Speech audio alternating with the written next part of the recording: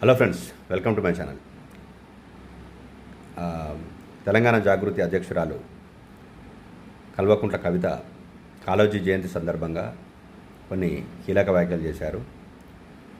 మాజీ సీఎం కేసీఆర్ అజెండాను తీసుకువెళ్తామని, తెలంగాణ జాగృతి కార్యకర్తలు సామాజిక తెలంగాణ సాధించే వరకు విశ్రమించరని ఆమె వ్యాఖ్యానించారు.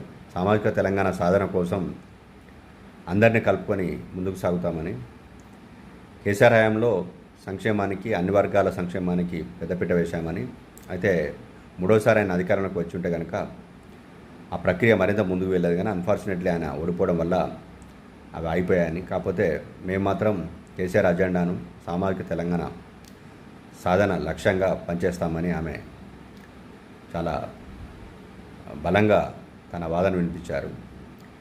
సో ఈ లెక్కన ఆమె కొత్త పార్టీ పెట్టబోతుందని, సామాజిక తెలంగాణ సాధనే లక్ష్యంగా పనిచేయబోతున్నాను అనే ఒక సంకేతాన్ని కూడా ఇచ్చినట్టయింది. ఎందుకనంటే అప్పుడెప్పుడో పీఆర్పీ తర్వాత సామాజిక తెలంగాణ అంశం తెలంగాణ మూమెంట్స్ సమయంలో వినిపించినా కానీ ముందు భౌగోళిక తెలంగాణ రానివ్వండి, వచ్చిన తెలంగాణని ఎలా మార్చుకుందామనే ఒక ఆనాడు ఉద్యమకారులు లేకపోతే చాలామంది మేధావులు అన్నా కానీ అది ఒక నినాదంగానే మిగిలిపోయింది. సో ఉద్యమకాలంలో నాటి ఆ నినాదాన్ని ఇప్పుడు ముందుకు తీసుకొస్తున్నారు.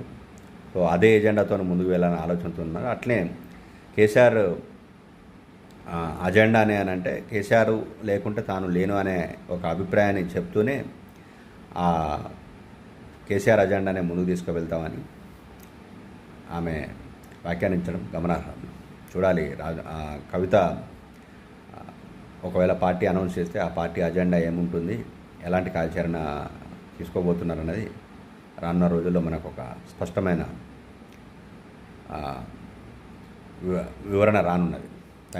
Thanks for watching this.